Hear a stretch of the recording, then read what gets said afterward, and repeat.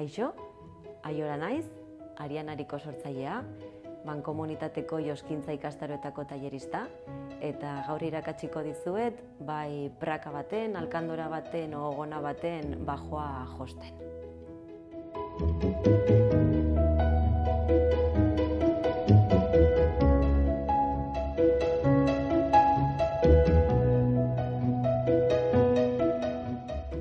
Praka baten azpildura josteko, makinaren piezatxoa kenduko dugu, eta gure praka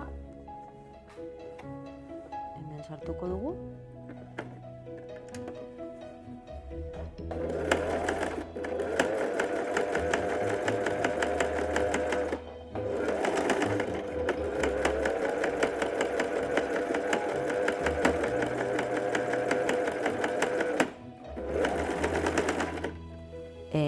Horrela ja, bakizue bai makinaz bai eskuz, praka baten edo gona baten azpildura josten.